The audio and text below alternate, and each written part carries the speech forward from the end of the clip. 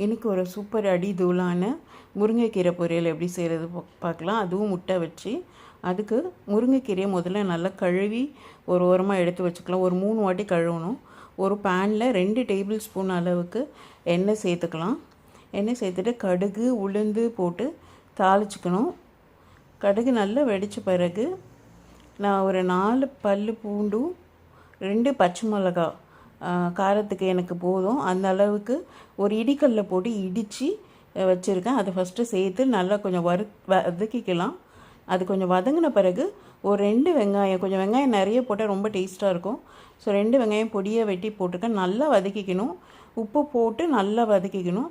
நல்லா வதங்கின பிறகு இந்த முருங்கைக்கீரையை நம்ம சேர்த்துக்கணும். நம்ம சாதாரணமாக செய்கிற முருங்கைக்கீரை பொரியல் கூட வெங்காயம் நல்லா வதங்கின பிறகு கீரை சேர்த்தா நல்லா ரொம்ப டேஸ்ட்டாக இருக்கும். இப்போ கீரை சேர்த்து அதிலே தண்ணி விட்டு நல்லா வெந்துருச்சு. வாயில் போட்டு வெந்திருக்கான்னு பார்த்த பிறகு நடுவில் முருங்கைக்கீரையெல்லாம் கொஞ்சம் ஓரமாக தள்ளி வச்சுட்டு 2 முட்டை, நான் இவ்வளோ கீரைக்கு எனக்கு 2 முட்டை போதும். ஒரு 2 முட்டையை உடச்சி ஊற்றி முட்டைக்கு தேவையான அளவு உப்பு போட்டு ஸ்க்ராம்பிள் பண்ணி கீரையோடு சேர்த்து விட்டால் சூப்பராக ரெடி ஆயிரும். ட்ரை பண்ணி